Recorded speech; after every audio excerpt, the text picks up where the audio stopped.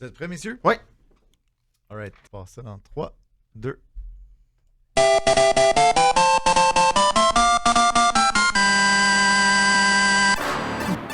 Trust the process. Trust the process. And trust the process. Trust the process. And trust the process. Trust the process. This process. Processus, le podcast. Avec Mathias Brunet et Simon Snake Boisvert. Trust the process. Trust the process. 3e épisode déjà. Simon Snake Boisvert. Pag, bonjour. Salut. C'est un processus, mais on approche les 23 000 après 2 épisodes. Alors, c'est encourageant. On remercie tout le monde de nous suivre, de nous écrire, de nous envoyer des questions. On est super emballés. Ça se passe bien. Puis on va continuer à vous donner le plus de produits originaux possible.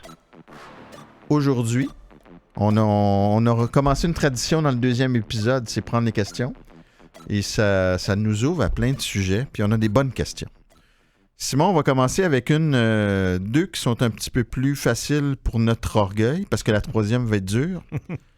Il y a un repêchage simulé. C'est Mario qui nous dit qu'il y a un repêchage simulé sur Sportsnet aujourd'hui. Et Berkeley Catton atterrirait chez le Canadien avec son choix au repêchage. Tes impressions sur ce jeune homme? Mes impressions, c'est que c'est un des joueurs les plus talentueux du prochain repêchage. C'est un joueur de centre qui est très offensif, mais en même temps qui est complet. Alors, je te dirais qu'il y a à peu près toutes les qualités pour être repêché dans les premiers, à part peut-être qu'il n'y a pas un physique à tout casser pour un joueur de centre. Alors, il mesure moins de 6 pieds. Est-ce que c'est nécessairement un joueur qui cadrerait bien avec le Canadien, étant donné que Nick Suzuki, l'autre joueur de centre, qui pourrait faire le top 6 avec lui, mesure pas 6 pieds, mais on dit toujours qu'il ne faut pas repêcher en fonction des besoins. Voilà. Il faut repêcher le meilleur joueur disponible et il y a beaucoup de choses qui peuvent arriver d'ici à ce temps-là. Alors, je pense que Catton serait une très bonne sélection. Évidemment que, je le répète, pour la 3e semaine consécutive, mon choix pour le Canadien, ça serait l'ailier gauche de l'Américain Trevor Connolly.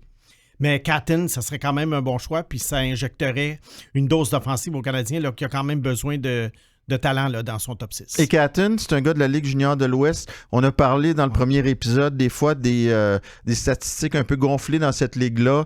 Qu'est-ce que tu peux me dire un peu de sa production là-bas et de ce que ça peut représenter dans la Ligue nationale? Écoute, c'est toujours gonflé un peu dans la Ligue junior de l'Ouest.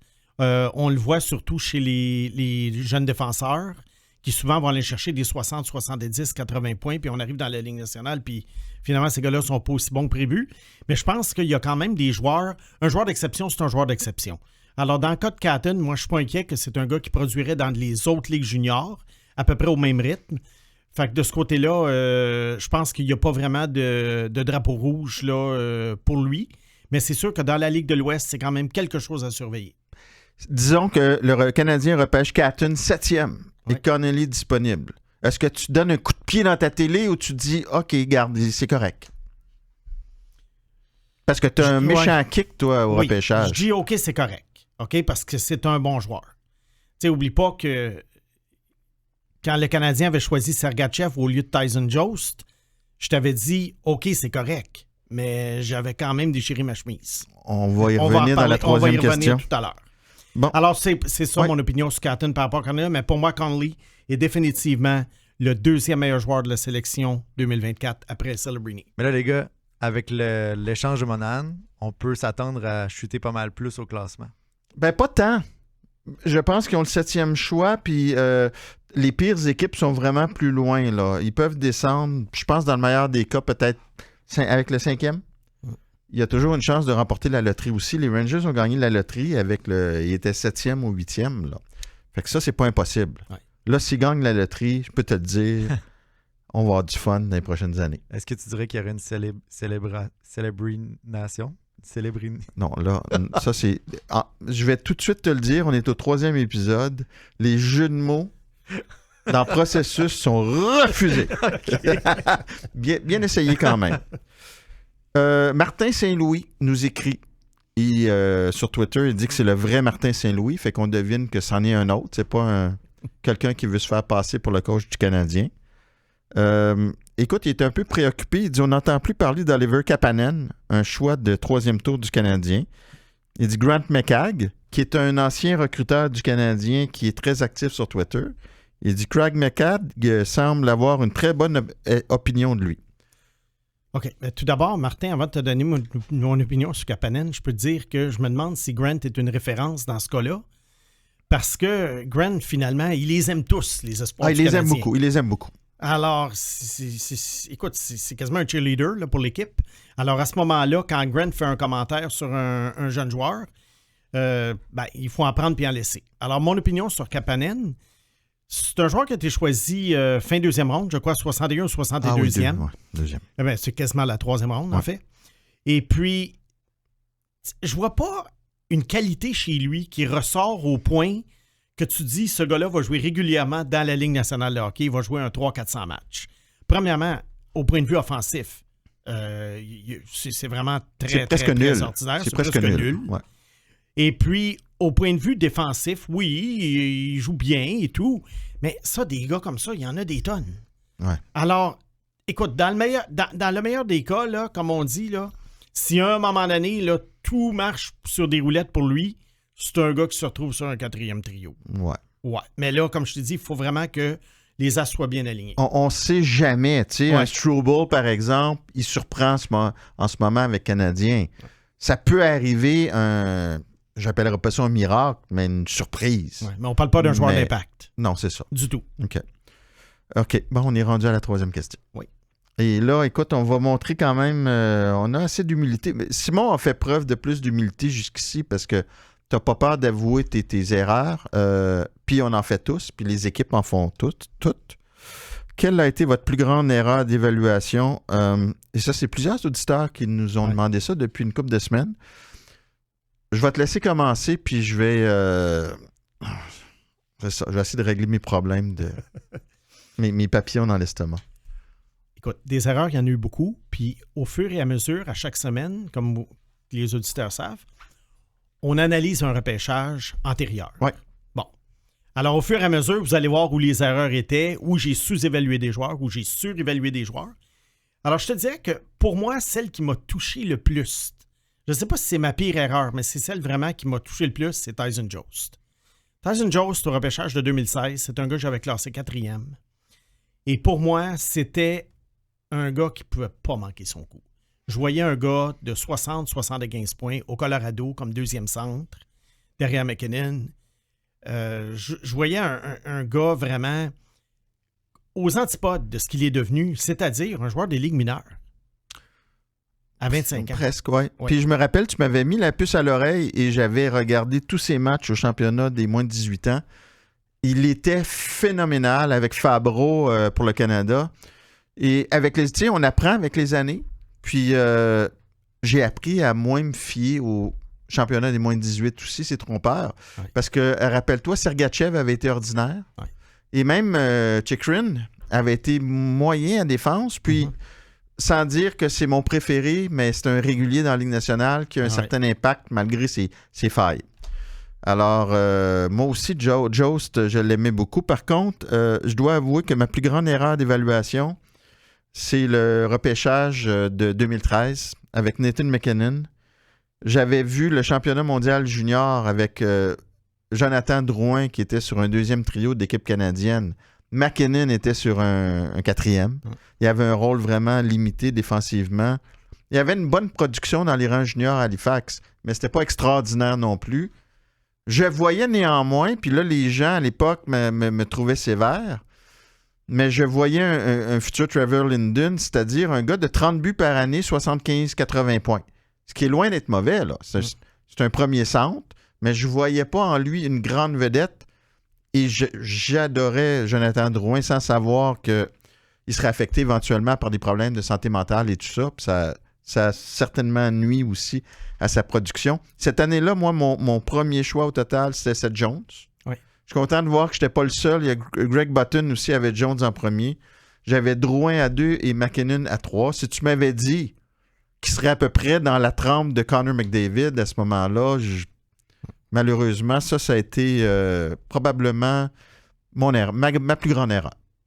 Mais pour la petite histoire, McKinnon, à 15 ans, avant le repêchage midget de la Légion majeure du Québec, était perçu comme quasiment un futur Sidney Crosby. Il venait de la même région. Ouais. Il était très, très convoité. Mais au fur et à mesure que sa carrière junior se déroulait, moi, je me rappelle dans le temps, je travaillais dans la Légion majeure du Québec, puis entre recruteurs, on jasait entre les périodes et tout. Puis à un moment donné, moi, on se demandait qu'est-ce qui arriverait avec Nathan McKinnon, quel genre de carrière il y aurait.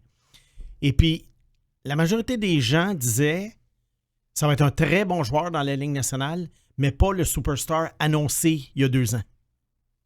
Alors, vois-tu, et il ne faisait pas l'unanimité non plus l'année de son repêchage. La preuve, c'est qu'on a toujours dit que c'est Patrick Roy qui a poussé pour lui. Oui, avec Colorado. André Tourigny. Ouais. C'est ça. Alors, tu sais, c'est facile. Tout le monde des fois à pensait voir qu'il après. repêcherait Seth Jones cette année-là, qui venait du coin. C'était vraiment... Qui était né son à père Denver. avait joué là-bas Oui, au Popeye. basket. Ouais, c'est Popeye ça. avait joué à Denver.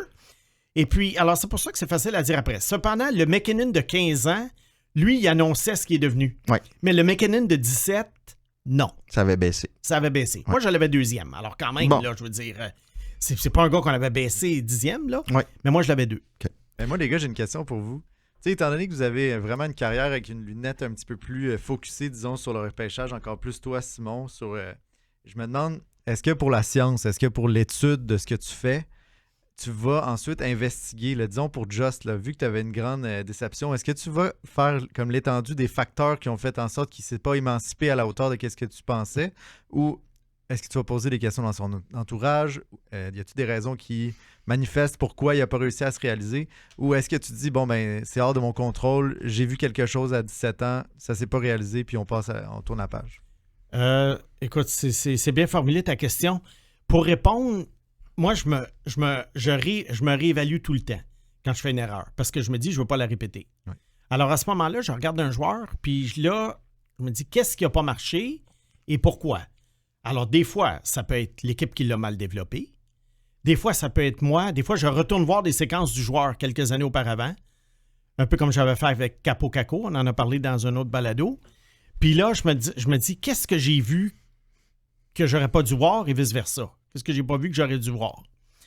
Alors oui, il y a toujours un examen que je fais pour essayer de ne pas répéter les mêmes erreurs. Dans le cas de Jones, vu qu'on parle de lui aujourd'hui, je pense que c'était le rythme du jeu qui est peut-être un peu trop rapide pour lui et que j'avais sous-estimé le fait qu'il n'y avait pas un super jeu de pied, c'était pas un gars super rapide et que dans la Ligue nationale, plus ça avance, plus c'est rapide. Alors maintenant, à partir de maintenant, quand je vois un gars style Jost, je suis un petit peu plus prudent avant de le proclamer top 5, 70, 75 points par année. Alors moi, la facilité à suivre le rythme du jeu, la vitesse d'exécution, le patin, ça devient de plus en plus important pour moi. Fallait que t'aimes Connor Geeky rare d'abord.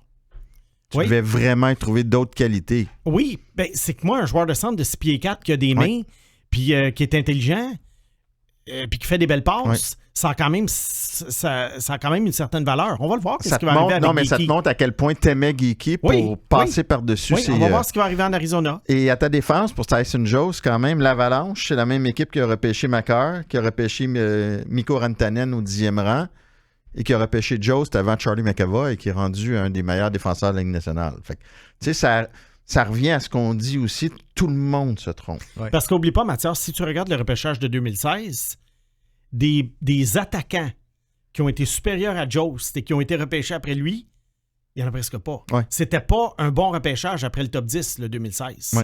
Fait que tu sais, il y a ça aussi, sauf qu'à un moment donné, comme tu dis, ben là, il faut que tu fasses un choix, puis McAvoy était un meilleur choix. Exact. Puis il y en avait d'autres aussi. Ben, McAvoy, en plus, Boston, ça, c'est... John Ferguson Jr. a raconté cette anecdote-là. Boston n'était pas sûr avec McAvoy. Et ça, c'est quand même hallucinant. Ça, c'est des petites histoires de repêchage. Et le grand-père de McAvoy faisait la plomberie chez le père de Ferguson, John Ferguson. Ouais. Alors, il y avait un lien, ils se connaissaient. John Ferguson, fils, travaillait pour l'organisation des Bruins. Il le trouvait bon. Il y avait le lien un peu familial.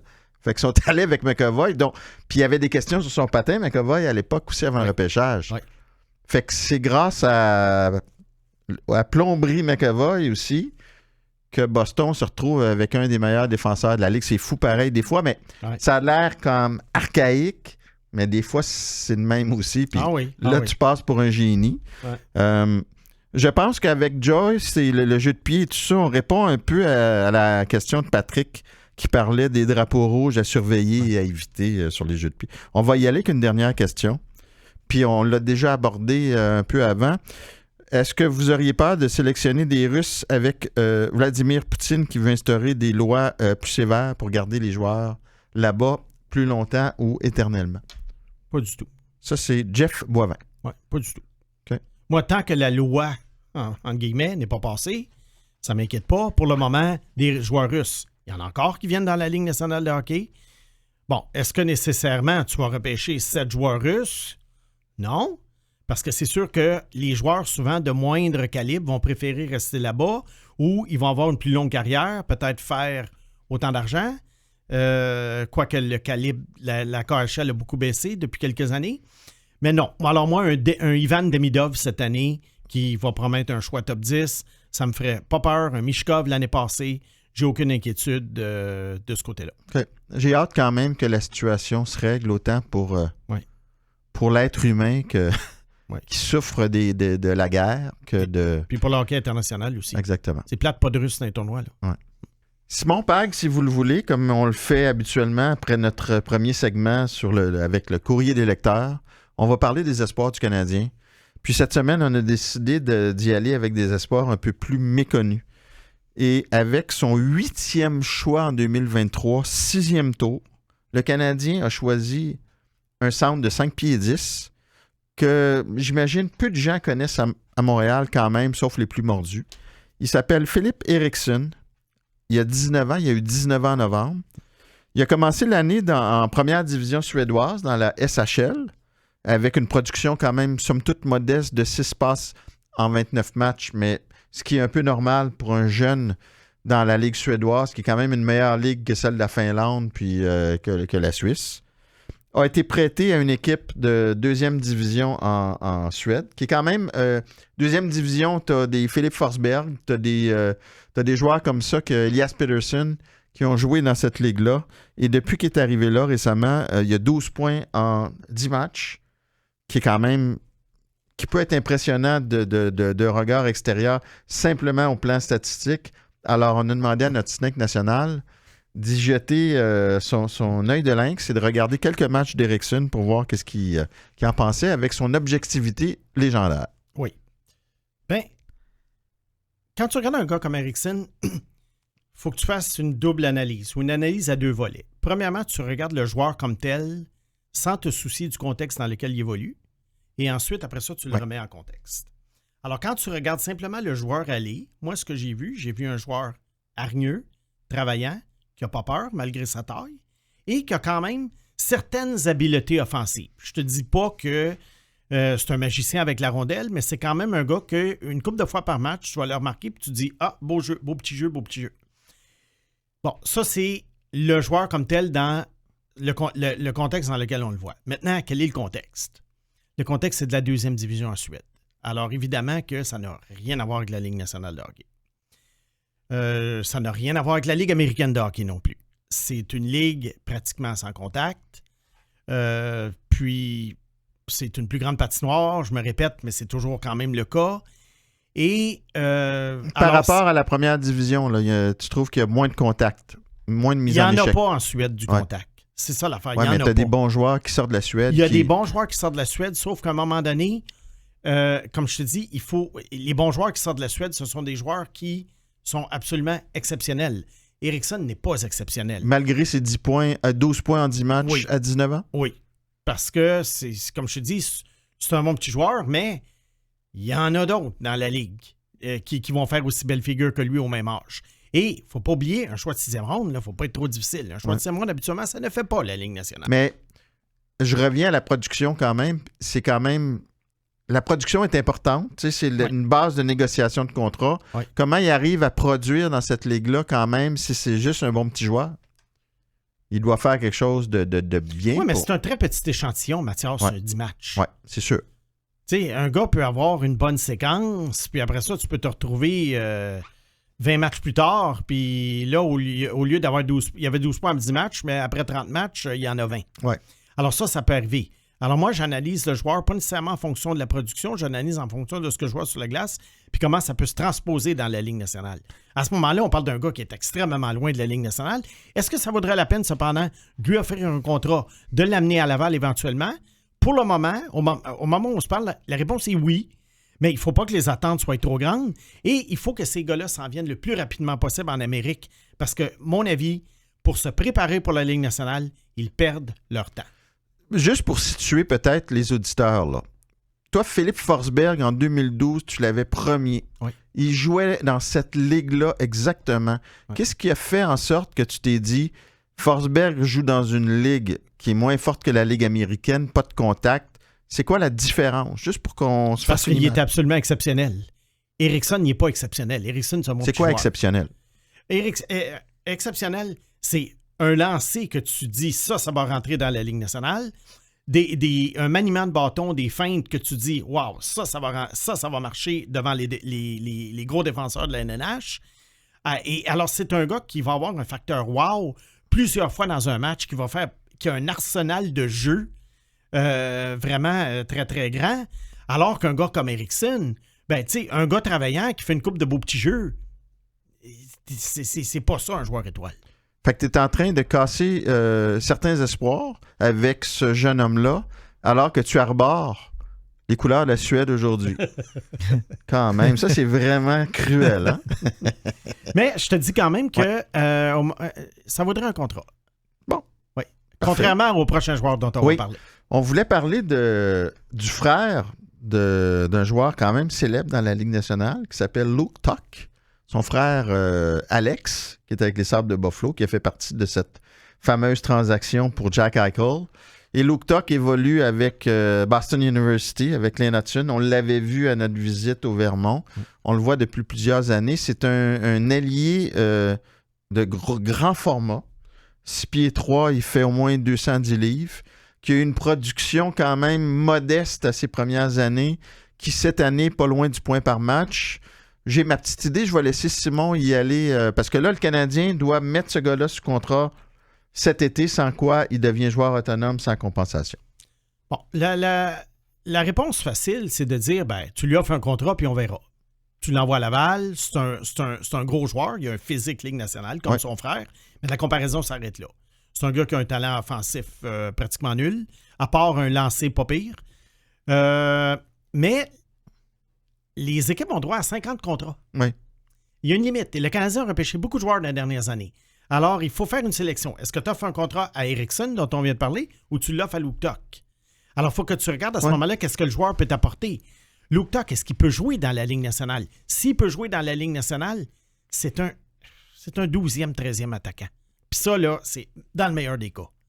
Est-ce que tu veux l'envoyer à Laval? Tu dis, ben écoute, ça fait quelqu'un, ça fait un gros bonhomme, comme on dit. Moi, je ne le signerais pas. Puis là, tu as Hudson et Engstrom qui vont recevoir des contrats. Ouais. Reinbacker est déjà sous contrat, alors, mais ça en fait deux de plus. Ça en fait pas mal. Monahan part, on vient de donner un contrat à Gignac.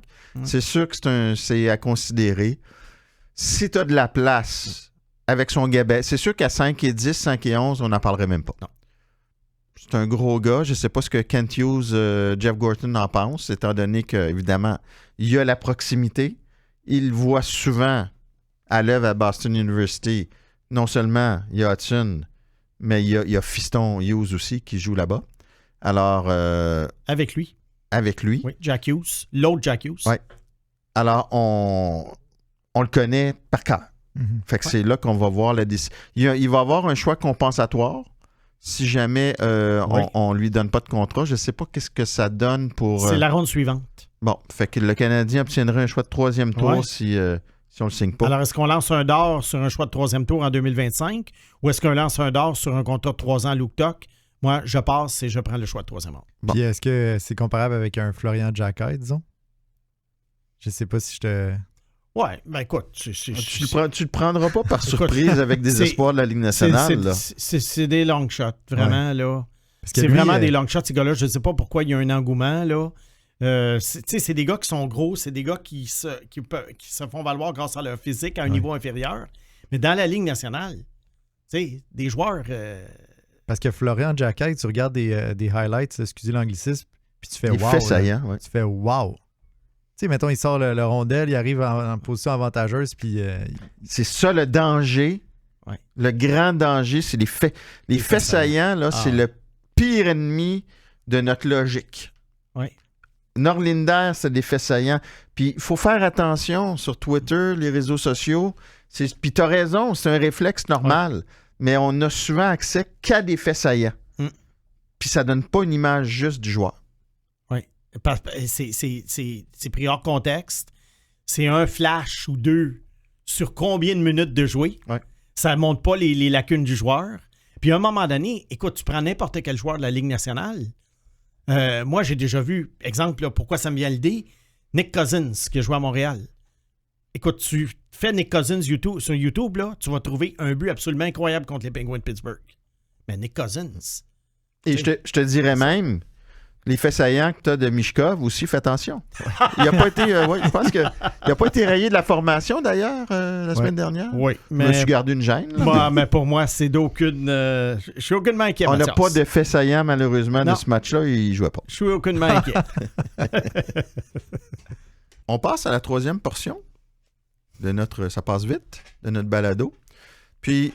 J'étais curieux d'avoir ton opinion parce que Sean Monahan, évidemment, a été échangé aux Jets de Winnipeg.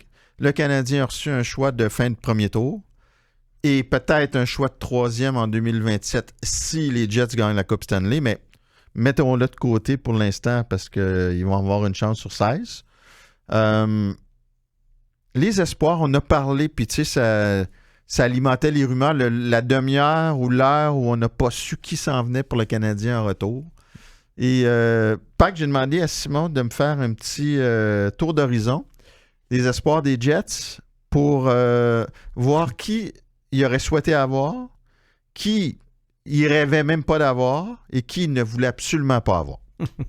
Alors, pour cette portion des espoirs ailleurs dans la Ligue nationale, on se concentre sur les Jets. Ben, on va y aller rapidement sur les deux gars, d'après moi, que les Jets n'auraient jamais échangé. Colby Barlow, 18e choix total l'an dernier, un marqueur émérite qui, d'après moi, va se retrouver avec les Jets. Si ce n'est pas l'an prochain, ça va être dans 2 ans, puis qui devrait jouer sur le top 6. Rutger McGroarty également, qu'on a vu à l'œuvre au championnat junior, que beaucoup ont aimé. Moi, j'ai toujours aimé McGroarty et ça revient à l'exemple dont on parlait tout à l'heure. C'est un gars qui n'est pas nécessairement super rapide, mais il y a tellement d'autres qualités que pour moi, c'est un joueur qui devrait avoir un certain impact dans la Ligue nationale. Prenez-vous une petite note, là. Si vous êtes peut-être dans l'auto ou ailleurs, mais si vous pouvez vous prendre une petite note, l'an prochain, les équipes n'échangent pas d'espoir de premier plan pour des joueurs de location. Ils peuvent laisser aller des joueurs en qui ils ne croient pas, mais des tops, ils ne laissent pas ça aller pour des joueurs de location. Je te laisse poursuivre. Alors moi, après ça, je me suis penché sur 4 autres espoirs. On n'en passera pas 20, on va en passer 4. Il y en a 3 là-dedans qui jouent dans la Ligue américaine de hockey avec le Moose du Manitoba. Il y a Brad Lambert, qui a il est un joueur très polarisant. Qui est un finno-canadien. Son père canadien jouait en Finlande, est né en Finlande. Lane Lambert, c'est ça. Alors, ou je pense que c'est l'oncle était Lane Lambert. Oui, quelque chose comme ça. Peu importe, là. Il est dans la famille Lambert. Ben lui, il est très polarisant. Moi, c'est un gars que j'avais hors de ma liste. Ce qu'on appelle un no draft il y a 2 ans. Ça m'a valu plusieurs moqueries. Il était hors, mais à son année d'admissibilité aussi, il était hors de l'enclave. Hein? Il était très en périphérie, là. Oui. Pas juste hors des listes. Puis moi, ce que j'aimais pas de Lambert, et puis ça n'a pas changé. Brad Lambert, c'est un gars, tu vas le regarder, 2-3 présences sur la glace, tu dis, wow, ça va être une star. La preuve, c'est que Lambert, Mathias, à l'âge de 15-16 ans, était perçu comme un choix top 5. Fait qu'il y aurait des beaux faits saillants, là. Oui, et il a été repêché 29e. Alors, je suis pas le seul là, qui a perdu de l'intérêt envers lui. Mais c'est drôle, hein? Puis, parenthèse, on dirait qu'à chaque fois qu'il y a un espoir qui est hyper coté, puis je me rappelle, on en a déjà jasé, genre, tu penses au début de l'année qu'il va être dans le top 10, qui est repêché 29e, les gens ont le réflexe de dire « Wow, Winnipeg a fait un vol ». Non. C'est ça, hein? C'est très rare que ça arrive. Ouais. Habituellement, un joueur qui pique du nez de 16 à 17 ans, c'est très, très rare qu'il va remonter. Il y en a, mais c'est rare. Alors moi, Lambert, j'en aurais pas voulu. Et qu'est-ce qu'il fait cette année? Est-ce que ça... il y a quand même une bonne production statistique, presque 1 point par match, là, si ma mémoire est bonne, mais c'est toujours le même Lambert. On le voit, on le voit plus. On le voit, on le voit plus. Moi, je veux des gars qui donnent un effort constant. Alors, est-ce que ça va s'améliorer? Non. Quand tu regardes un gars jouer depuis 3-4 ans, puis que c'est toujours la même rengaine, que, oh, là, il monte la rondelle, il traverse la glace, il fait un jeu, il pousse tout plein. Après ça, la période suivante, tu dis, coudonc, il a-tu joué Lambert, cette période-ci? Moi, c'est... Tu prends le choix de fin de première à la place. Je prends le choix de fin de première. Okay. Même si le choix de fin de première risque d'être un joueur de 3e, 4e trio. Ouais. Bon. Chaz Lucius. Joueur intriguant. Il est blessé. Mais il y avait quand même 13 points en 17 matchs dans la Ligue américaine à sa première à 20 ans. Lucius, c'est un gars que j'aurais pris. Parce que c'est réaliste dans un échange pour une équipe d'échanger un espoir comme Lucius, parce que est-ce que les Jets, à un moment donné, vont avoir de la place pour tout ce monde-là? À un moment donné, il va falloir qu'ils fassent des choix. Il ne passera pas par-dessus Barlow, il ne passera pas par-dessus McGroarty. Alors, à un moment donné, ben là, peut-être que Lucius, c'est un gars qui, éventuellement, va être inclus dans une transaction. Est-ce que ça va être pour un joueur de location? Ça, c'est moins sûr, parce qu'ils ne l'ont pas donné. Peut-être que Winnipeg n'en voulait pas, peut-être que les recruteurs du Canadien ne l'aimaient pas, on ne sait pas. On ça sait se pas. peut aussi. Ouais. Le 3e joueur du Moose du Manitoba, c'est Nikita Chibrikov, choisi en 2e ronde il y a 2 ans. Moi, c'est drôle parce que Chibrikov, l'année de Logan Mayou, c'était mon choix pour le Canadien. Au 31e. C'est lui que j'aurais pris. Très bon début de saison, très dynamique comme joueur, pas très gros, mais je pense que Winnipeg veut le garder parce qu'éventuellement, je pense que c'est un gars qui pourrait faire partie d'une rotation sur le top 9. Moi, j'aime beaucoup regarder là, le Moose du Manitoba là, pour cette raison-là. Il y a quand même des espoirs intéressants. Puis les Jets, je pense, ont une très, très bonne profondeur quant à leurs espoirs. Je te dirais au moins les 5-6 premiers. Puis parmi là, les 5 qu'on a nommés, c'est sûr qu'il y en a qui vont être de premier plan, il y en a qui vont faire la Ligue, puis il y en a qui ne seront pas là. Et moi, je te dirais que Lambert, moi, c'est non. Lucius Chibrikov, je les aurais pris. OK. Puis il y a également le défenseur moins connu, Elias Salomonson, qui joue en Suède. Je crois 2e ronde. Plus un joueur à caractère défensif. Première ou 2e division quand même, là, on est... Oui, première division. Okay. Mais pour moi, joueur à caractère défensif, qui a peut-être une chance de faire la Ligue nationale sur une... Tu sais, comme joueur défensif sur une 2e, 3e paire. On verra. Il va probablement s'en venir au Manitoba à un moment donné. Lui, tu vois, c'est un espoir probablement que Winnipeg aurait peut-être été disposé à échanger. Ouais. Est-ce que j'en aurais voulu? Bof. Les gars, moi, depuis l'échange de Monahan, je suis pas capable de passer à côté la question que je vous ai posée la semaine dernière par rapport à qu'est-ce que ça fait dans la profondeur au centre. Quel genre de pression ça met sur nos prospects qui doivent justement évoluer avec des centres vraiment de moins bonne qualité, je vais le mettre ça comme ça. Je regarde le line-up en ce moment du Canadien à la pratique d'aujourd'hui. Évidemment, Newhook n'était pas là, mais c'est épouvantable, tu sais. Et de quel espoir de premier plan tu parles, là, qu'on est en train de... Ben, je regarde simplement, mettons, pour juste la personne la plus concernée, Newhook. Ouais. Qui, lui, doit se retrouver à jouer au centre. Ouais. On s'entend, je pense, pour dire que, en tout cas, moi, j'ai trouvé, en le regardant jouer depuis le début de la saison, qu'il se débrouillait beaucoup mieux à l'aile qu'au centre. C'est comme on lui permettait de réaliser son plein potentiel à l'aile. Au centre, il se limitait trop dans ses affectations. On disait qu'il était beaucoup moins offensivement impliqué. Mais il reste 2 mois d'une saison qui est quand même perdue pour le classement. Il n'y a pas de mal à utiliser un gars au centre, quitte à ce que tu amputes un peu peut-être de sa production offensive, puis en même temps, avec les systèmes de jeu maintenant, si le premier attaquant va en échec avant, le premier là, des fois, tu as des défenses de zone, tu as des défenses d'homme à homme, tu as le premier attaquant en repli qui... Tu sais, il y a moyen de... Il y a tellement de façons de jouer aussi maintenant que ça peut compenser, puis tu vas pas brimer le développement d'un jeune. S'il est bon, puis que tu lui donnes tes pédagogues, il n'y aura pas de problème. Puis si ça se trouve, même de le faire jouer un peu au centre, puis il va être amené à jouer au centre éventuellement à certaines occasions. Tu veux ce couteau suisse-là, tu as un blessé, oups, tu mets Newhook au centre. D'ailleurs, c'était le dauphin de Kadri au Colorado. Il a joué au centre. Il devait être le 2e centre.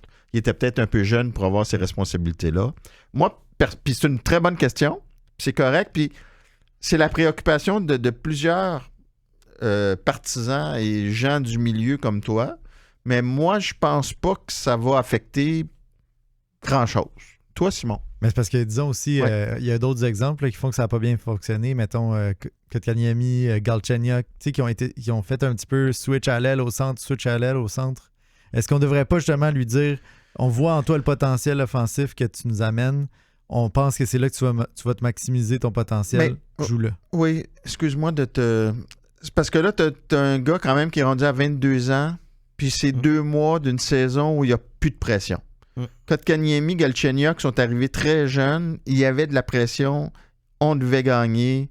Là, pour 2 mois, je pense pas que ça affecte grand-chose. Je suis d'accord avec toi, Mathias, puis je vais simplement ajouter que ce qui importe dans les 2 derniers mois de la saison, c'est par exemple de suivre le développement d'un gars comme Slafkovský, très intéressant, très important pour le Canadien, et le reste, terminer le plus bas possible pour augmenter tes chances à la loterie de gagner Celebrini. Puis si tu ne gagnes pas Celebrini, tu repêches Trevor Connolly. Puis ton cas est réglé sur le premier trio à l'aile gauche pour les 15 prochaines années. Et qu'est-ce qui dit que, tu sais, maintenant, là, n'importe quelle expérience est envisageable. Tu peux le faire jouer à l'aile aussi, puis mettre Condotta et Gignac au centre. Peu importe. Et moi, Gignac, tu sais, si on en profite, qui a eu son contrat bien mérité, j'aime sa vitesse. Je trouve que son dernier match préparatoire à Montréal, puis ça, c'est un moment que je me suis rappelé, il jouait à 3 contre 5. Martin Saint-Louis l'a envoyé sur la glace, même si ce soir-là, dans la formation, il y avait Suzuki, il y avait Monahan, il y avait Harvey Pinard. J'ai trouvé que c'est une belle marque de confiance pour un joueur qu'on voyait peut-être éventuellement dans un rôle de soutien sans lui donner de contrat de la Ligue nationale. Fait que là, c'est le temps de tenter des expériences. Gignac, toi, puisqu'on en parle, dis-moi donc, c'est un choix de 3e tour des Devils. Qu'est-ce que tu en penses? Est-ce que ça peut devenir le Alex Belzile de 2024? Ben, il est plus jeune. Oui, il a 26 ans. Ouais. Belzile avait 30 ans. Ouais. Là. Mais c'est quand même avancé, là, Gignac, là, pour un joueur de la Ligue américaine. Non, mais pour un joueur de soutien, là, quand même. Ouais, regarde, Harvey Pinard a 25, 24, 25. Il est arrivé quand même un petit peu plus jeune, mais je comprends ce que tu veux dire. Écoute, Gignac, c'est un gars qui a été étiqueté joueur de la Ligue américaine. Ouais. Il a travaillé fort, il a obtenu son contrat, tant mieux pour lui. Est-ce que nécessairement c'est un gars qui, sur une période de 82 matchs, vaut plus qu'un 4e trio, quelques minutes par match? Ça, l'avenir le dira, mais... Pour moi, c'est... Enfin. Des fois, ça arrive. Oui. Puis tu deviens non seulement un joueur de la Ligue nationale sur le tard, mais un directeur général adjoint et peut-être un directeur général qui s'appelle Mathieu Darche. Oh oui. Qui est passé de McGill à la Ligue nationale. Écoute, à la Ligue nationale, puis à Montréal, il y avait sa place. Il a tenu son bout. Puis tu regardes aujourd'hui, je comprends toujours pas pourquoi il n'y a pas d'emploi comme directeur général, mais ça devrait... ça va arriver éventuellement. Oui, c'est parce qu'il y a beaucoup de recyclage qui se fait. Oui, c'est ça. C'est ça. Simon, pour la 4e portion de notre balado, PAG, on est rendu à chaque semaine, on revisite un repêchage. On a fait 2005, on a fait 2006. On est rendu, si vous êtes bon en calcul, à 2007. J'ai été un peu chatouillé par un de tes amis qui t'a écrit par rapport à 2007, qui m'a accusé d'avoir commencé en 2005 pour pouvoir parler de 2007 et de la meilleure année en carrière de Trevor Timmins, alors que, voyons, pas comme ça. Non, on a, juste pour rappeler aux gens, on a commencé avec 2005 parce qu'on trouvait que 2004, ça commençait à faire loin. Mais pour ceux qui détestent Timmins, on est à 2007 aujourd'hui, mais vous allez vous gâter dans les prochaines semaines. C'est ce que je m'en allais dire. Profitez ça aujourd'hui, parce que ça va être le party des 10 prochaines semaines. Oui, jusqu'à 2016. Fait qu'on va avoir quand même un bon bout. Si vous voulez cracher dessus, là, il n'y aura pas de problème. 2007. Ouais. Repêchage intéressant. Je ne sais pas si tu te... Ben oui, tu dois t'en rappeler. Ah oui. Il y avait la fièvre Esposito. Oui. Je te laisse C'était qui déjà le DG, la fièvre les gars? Esposito. À ce moment-là, j'ai comme un blanc. Là. En 2007.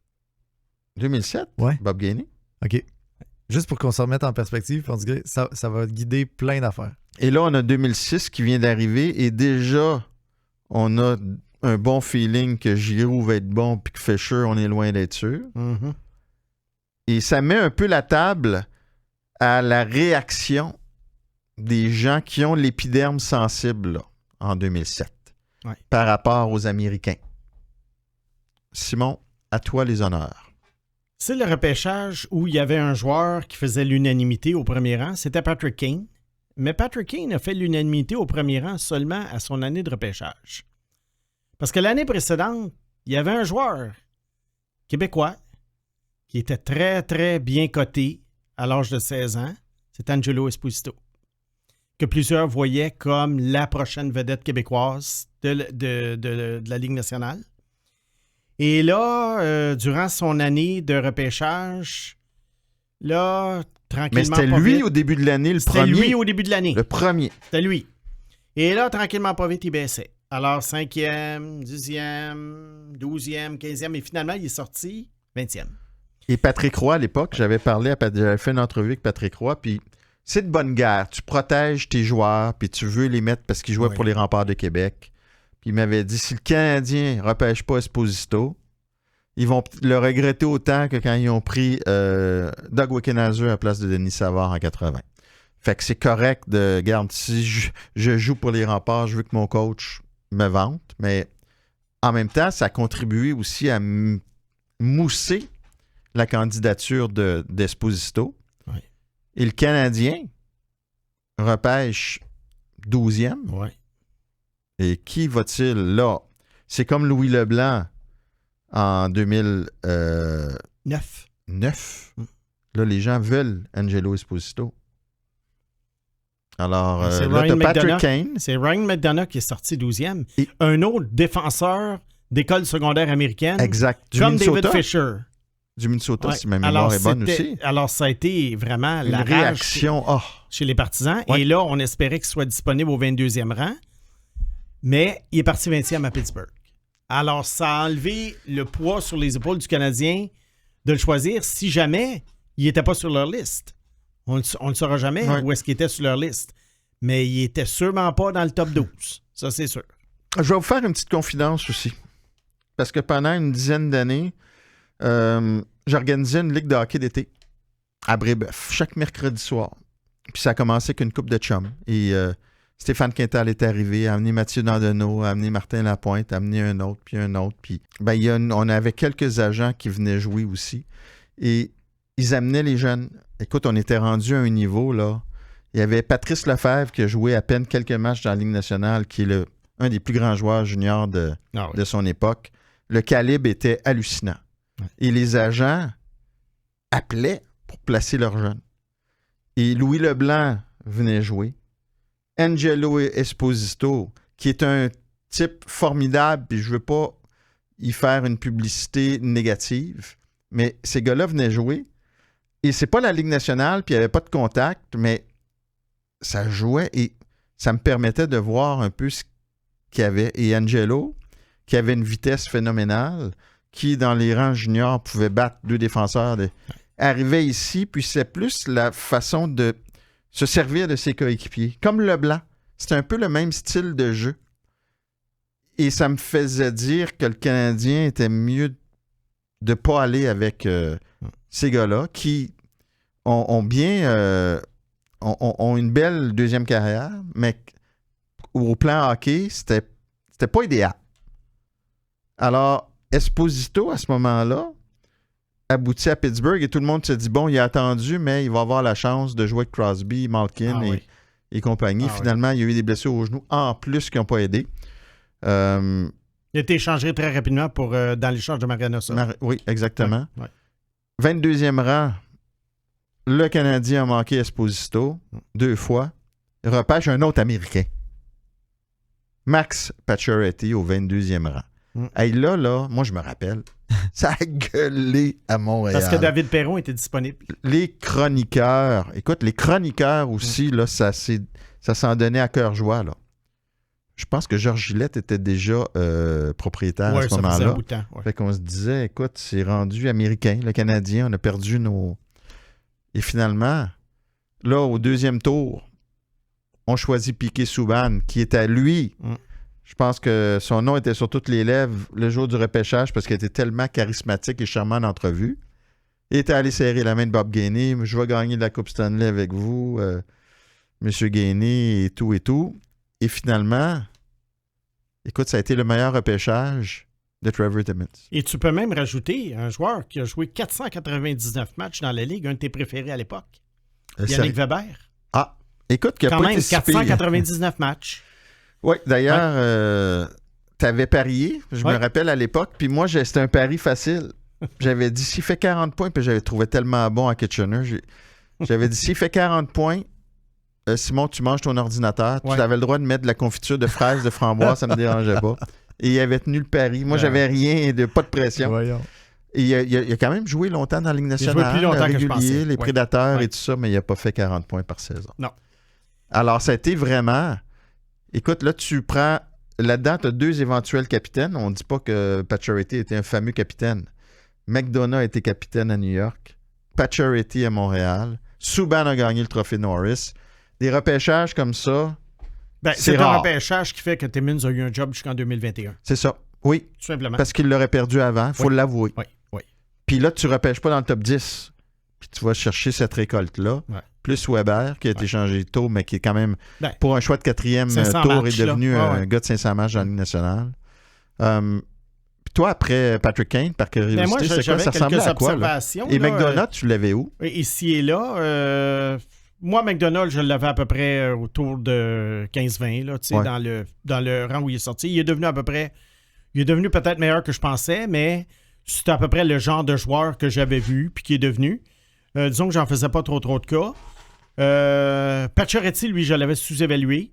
Je trouvais qu'il avait un bon physique, qu'il avait un super coup de patin, mais je trouvais que c'était un joueur de corridor qui provoquait pas grand-chose à part, comme je disais, sa petite shot. Ouais. Mais sa petite shot a fait des 35 buts. Alors, c'est un gars que tu voyais pas beaucoup dans un match. C'est un gars qui était très peu créatif. Moi, je l'ai même accusé dans le temps de ton blog d'être le gars qui marquait 2 buts en 3e période quand le Canadien menait 5-1 contre un club faible au Centre Bell. Okay. C'était pas le gars qui allait te compter le but en surtemps contre une grosse équipe. C'était pas un Lekonen. Non.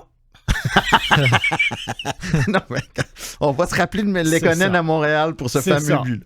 C'est ça. Mais moi, mon top 10 à l'époque, là, ça variait pas beaucoup là, de la façon dont ça a marché, sauf quelques petites permutations. J'avais Jakub Voracek 2e. Un joueur que j'aimais beaucoup bon dans la Ligue junior majeure du Québec. Je pensais, il était bon. Je pensais qu'il serait meilleur que ça. J'avais Logan Couture 3e, qui a eu une carrière pas mal... Ah, très belle carrière. Ce dont à quoi je m'attendais. 4e, j'avais James Van Riemsdyk, qui a quand même marqué de ses buts, sorti 2e. Ouais.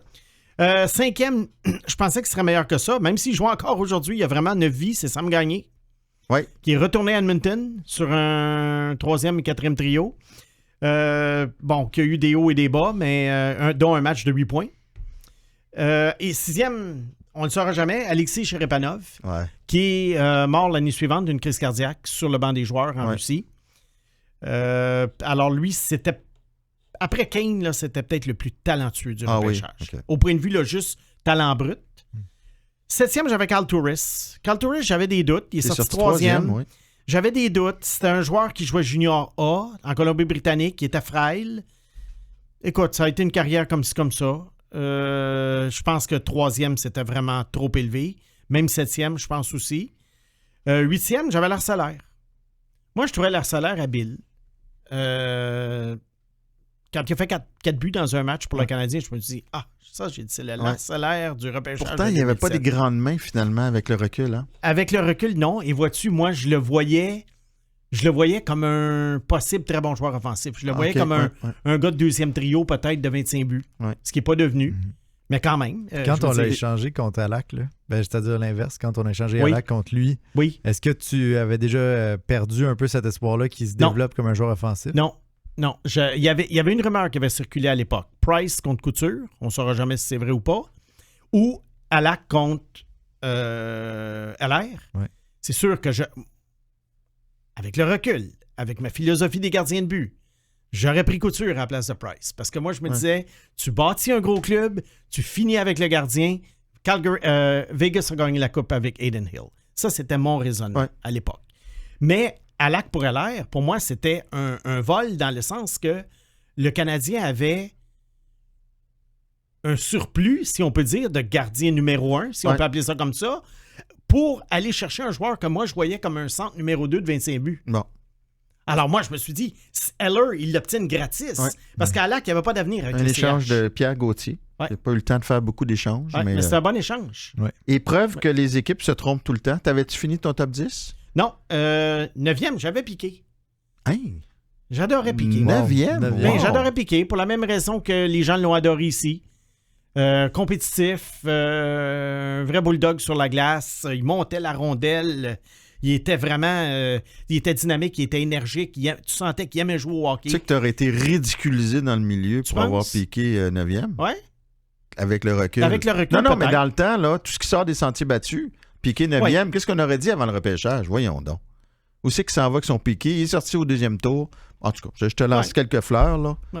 Des fois, il y a des pots, des fois, il y a des fleurs. 9e, Mon Piqué. dixième, c'était Wayne Simmons. Ah, Ouais, ouais. J'aimais Wayne Simmons. Deuxième tour, il est lui sorti, aussi, ouais. il est sorti 61e. Moi, Wayne Simmons, je l'aimais. Je trouvais qu'il était... Je le voyais comme un joueur de 3e trio, ce qu'il est devenu. Ouais. Il a même eu une coupe de saison où il a produit pas mal, moi, je trouve, plus que je pensais. Mais encore un gars énergique. Puis tu voyais que ça se transposerait dans le national. Il était fort physiquement, il allait chercher la rondelle des coins. C'est un gars qui ne lâchait pas et qui avait quand même des beaux jeux. Si tu regardes les faits saillants de Wayne Simmons dans sa carrière, il y a plusieurs beaux jeux que dignes des joueurs les plus Ouais. talentueux. Alors moi, c'était un joueur que, bon, il avait un style de patin peut-être un petit peu bizarre, mais c'est pas grave. Il se rendait du point A au point B, il faisait le travail, il sortait la rondelle des coins. Moi, Wayne Simmons, c'est un gars que j'aimais beaucoup. Et signe que les équipes se trompent toujours. Le club qui a repêché l'année précédente, Brad Marchand et Milan Lucic à compter du 2e tour, en 2007 au 8e rang, repêche un certain Zach Hamill, qui, si ma mémoire est bonne, n'a jamais joué de match dans la Ligue nationale. En tout cas, s'il en a joué, Fait c'est que, tu sais, en bas de 10. Tu vois comment, il y a une année, t'es génial, puis l'année suivante, c'est 0. Et là, je vais attirer l'attention des auditeurs sur quelques choix de la 3e à 7e ronde. Pourquoi je fais ça? Parce qu'aujourd'hui, on a tendance à aimer beaucoup l'espoir quand on est partisan d'une équipe. Puis les choix de 3e à 7e ronde, moi, je dis toujours qu'on lance des dards et de temps en temps, ça colle sur le mur. Alors, je vais vous donner une douzaine de joueurs qui ont été choisis en 3 et 7. C'est pas beaucoup. Là, on parle de 150 joueurs choisis. Il y en a une douzaine qui ont eu une carrière dans la Ligue nationale. Écoutez les noms, puis vous allez voir qu'il y a des bons joueurs, mais il n'y a pas de miracle. Alex Killorn, Evgeny Dadonov, Alex Martinez, Colton Sevier, Jake Muzzin, Pat Maroon, Carl Hagelin, Nick Bonino, Paul Byron, Justin Brown, puis Carl Gunnarsson. Ça, c'est ce qui est sorti des rondes 3 à 7. Alors avant là, de dire que Philippe Eriksson, un choix de 6e ronde, est une future vedette, on va repenser un petit peu à ça. Mais il y en a un qui est sorti, par exemple, qui s'est avéré le 2e meilleur joueur du repêchage. Choix de 5e ronde, Jamie Benn. Ouf. Par les Stars Et de lui, Dallas. tu sais ce qui est arrivé? Oui. Lui, il jouait dans l'Ouest canadien sur une petite île. Il fallait prendre le traversier pour aller voir ses matchs. Tu as très peu d'équipes de recruteurs qui prenaient le fameux traversier. Mais tu en as un qui habitait, c'est un peu comme une histoire de plomberie, mais qui n'en est pas une. Il y en a un, lui, qui était dans le coin, puis qui y allait, puis qui se donnait la peine. Puis c'est le recruteur des Stars qui aimait beaucoup Jamie Benn. Comment Fou, ça hein? fait que c'est toujours les Stars qui ont du succès avec les choix tardifs? Robertson, Jamie Benn. Oui. Tardif, ouais. Début de 2e. Mais tu sais, rendu... Je comprends ce que tu veux dire. Ouais. Oui. Rendu, eux, je pense que c'est les meilleurs en ce moment au repêchage. Oui. On Oui. va se le dire, Oui. tu as raison. Si le gars est repêché au début du 2e tour, comme Robertson, c'est pas nécessairement... Oui, pour nous, c'est un choix tardif, mais pour les Stars, c'est peut-être pas un choix tardif. Parce qu'eux, ils ont leur liste, et Robertson est peut-être 8e sur leur liste, comme Simon avait Piqué 9e. 9e. Ouais. Mais si tu as McDonough 6e et Pacioretty 7e, ben t'es content que Piqué soit sorti au 2e tour, mais tu l'as encore 9e. Alors peut-être que Dallas, Robertson, il est dans leur top 10. Ouais. C'est les 30 autres équipes Et qui ont... c'est comme Ouais. ça que le travail d'un recruteur-chef doit être évalué. Parce qu'on repense à 2017. Cale Makar est sorti 4e au Colorado. Où était Makar sur la liste du recruteur-chef? Je pose la question parce que le monsieur en question était congédié. Alors, on lui a enlevé le crédit pour McCarr. Pourquoi? Parce que peut-être qu'il y avait Nolan Patrick avant. Ouais. Je ne sais pas, là, je spécule. Mais je fais juste dire que c'est ça qui est important. Moi, être propriétaire ou directeur gérant pour analyser la liste d'un recruteur, je dirais, montre-moi ta liste. On ne la connaît pas, la liste. Les gens comme nous autres, Mathias, qui arrivent, on le dit publiquement qu'on avait ça. Nos erreurs sont super exposées. Et l'Avalanche n'a pas Ouais. perdu la loterie cette année-là? Oui. Ils ont été chanceux. Et ils pleuraient d'avoir perdu la loterie. Ouais. Puis les fans pleuraient. Ouais. De ne pas pouvoir mettre la main sur le premier choix. Bon, Nico Hischier, c'est un bon joueur. Mais c'est pas Kel McCarr, non. C'est pas Kel McCarr. Simon, la semaine dernière, on n'a pas eu le temps de parler d'un sujet qui t'a ouvert la porte avec la loterie. Je pense que tu nous parlais de la NBA ou de la NFL et tu étais contre l'idée de la loterie pour la Ligue nationale de hockey. On n'a pas eu le temps de développer, alors pourquoi pas le faire pour conclure Ouais. notre troisième épisode. Je déteste les loteries de repêchage. Je les déteste souverainement. Pour. La NFL n'en a pas et je souhaite que ça reste ainsi. Pourquoi? Parce que selon moi, l'équipe qui est en dernière position doit aller chercher le premier choix. Là, il y en a qui donnent comme argument, oui, mais il y a des équipes qui ont fait exprès, si on peut dire, fini dernier. Il n'y a pas un joueur là, qui fait exprès, il n'y a pas un coach qui fait exprès. Il y a peut-être des directions d'équipe qui bâtissent des équipes de façon à finir dernier en présentant des alignements absolument squelettiques. Genre Comme le les Canadien. Blackhawks de Chicago. Le Canadien en ce moment. Ben oui, mais ça, le Canadien, c'est pas leur faute parce qu'ils sont quand même allés chercher des Dak, des Newhook. Oui. Ils font plus une reconstruction à l'image des Rangers. Ouais. Les Blackhawks et les Sharks, c'est vraiment d'aller chercher des joueurs, là, écoute, de deuxième ordre, puis de les payer, de les surpayer pour avoir la pire formation possible. Ce qui, Canadien, on peut avoir ce réflexe-là avec le départ de Monahan, mais ce qui n'est pas le cas. Puis les blessés n'ont pas aidé non plus. Je suis un peu de mauvaise foi là-dessus, mais c'est Non, juste non, mais que- c'est correct. Oui, c'est un clin d'œil correct. On l'accepte. Mieux que les jeux de mots. Ben, c'est ça. Donc, là, il y en a qui vont dire oui, mais Chicago méritait pas. Bon, mais de toute façon, Chicago, là, ils n'ont même pas fini dernier l'an passé. Ils ont gagné la loterie. Alors, ils ont réussi sans réussir. Parce que s'il n'y a pas de loterie, Chicago, ils ne l'ont pas Bédard. Mais c'était quand même le but, c'était d'aller chercher Bédard. C'est Anaheim qui aurait eu Bédard sinon. Bon, ben moi, selon ma philosophie, Anaheim a fini dernier, Anaheim va chercher Bédard. Ouais. Moi, c'est comme ça que je vois ça. La NFL, et j'espère qu'ils ne la changeront pas. Bon, il y en a qui vont dire ensuite, oui, mais tu ne dois pas récompenser quelqu'un, un directeur général qui fait exprès pour perdre. OK. Il y a des règlements qui sont faits et monter des alignements de la façon dont Chicago Blackhawks le font, il n'y a aucun règlement qui l'empêche. Alors, si c'est une stratégie de construction d'équipe, c'est une stratégie de construction d'équipe. Parce que tu sais quoi? En bout de ligne, c'est les joueurs sur la glace qui vont décider du sort de l'équipe. La preuve, Chicago n'a pas fini dernier l'an dernier. Ouais. Alors, c'est pour ça que moi, je trouve que j'aime pas quand le facteur chance est impliqué dans quelque chose parce qu'il y a des directeurs gérants qui ont des plans.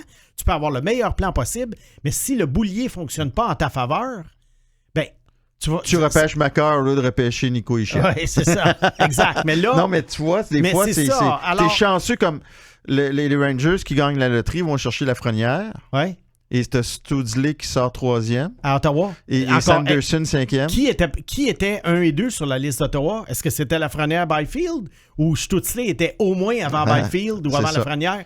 Alors, tu sais... Un Allemand qui est repêché premier, il faut que ça prend quand même du courage. Oui, Comme le Canadien, ça a pris du courage. Pareil, Slavkovski, un Slovaque. oui. Même Puis surtout, Reinbacher. dans le cas de Reinbacher, un Autrichien. mais dans le cas de Slavkovski, cependant, il n'y avait pas vraiment de numéro 1 qui était Non, consensus. clair, c'est ça. Qui faisait le consensus, contrairement à Lafrenière qui était numéro 1 sur toutes les listes, sauf la mienne. Ouais. Bon. Alors, pour revenir au principe de la loterie, j'aime pas, moi, l'aspect chance dans tout ça. Puis, il y en a même qui vont plus loin et qui disent toutes les équipes devraient être dans la loterie, une chance chacun. OK. Là, OK, tu peux pas récompenser les équipes qui ont fini dernier, mais là, qu'est-ce qui arrive si c'est Vegas qui gagne la loterie puis qui va chercher Connor Bedard? Ouais. Là, tu crées une Et dynastie. puis tu veux une parité dans la Ligue nationale. Ouais. Moi là, regarde, je te ferais une offre, là, disons que tu limites la loterie aux 3 dernières équipes. Ah, OK, quelque chose comme ça. Mais là, tu sais, au basketball, ils sont rendus maintenant qu'il y a 4 équipes qui gagnent des positions dans la loterie. Alors, tu peux finir dernier avec 8-10 victoires, là, comme ça va se passer pour les Pistons de Détroit cette année, mais qui peuvent avoir le 5e choix. Méchante différence entre le premier et le 5e choix. Mais il y a une idée qui circule, puis ça vient juste de réapparaître en mon esprit. Tu as 16 équipes qualifiées en série. Tu fais un mini-tournoi à 4 équipes. Les séries pour le premier choix. Et l'équipe gagnante gagne le premier choix. Et là, tu as des spectateurs dans les estrades, tu as des codes d'écoute, tu engendres des profits, tu stimules quand même quelque chose avec des équipes dont la saison est terminée et tu fais un mini-tournoi. Je dis ça. Écoute, ça peut avoir l'air farfelu. Si je suis directeur du marketing de la Ligue nationale de hockey, j'endosse ton idée.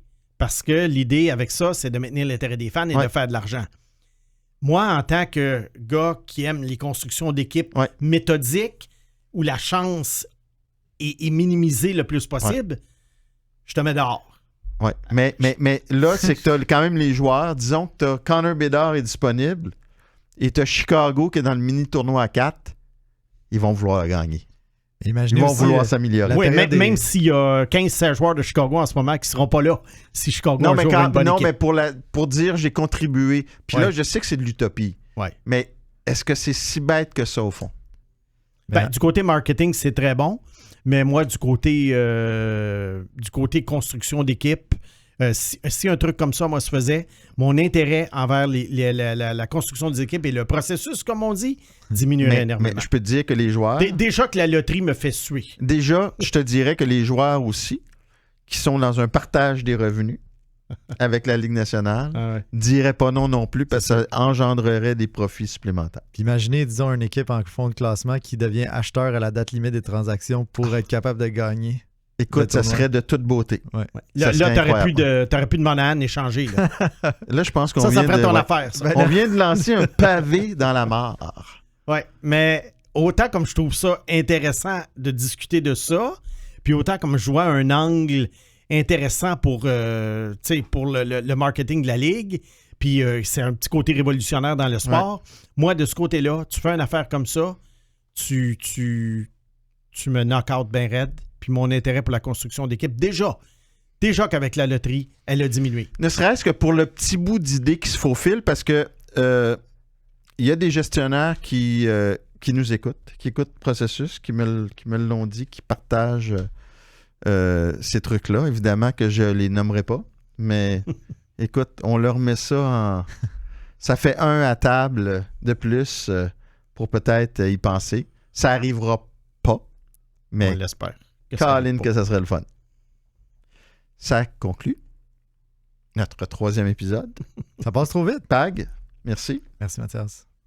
Simon, le Snake. À la prochaine, merci. Mathias. On se voit dans 7 jours. You win. Processus. Avec Mathias Brunet et Simon Snake Boisvert.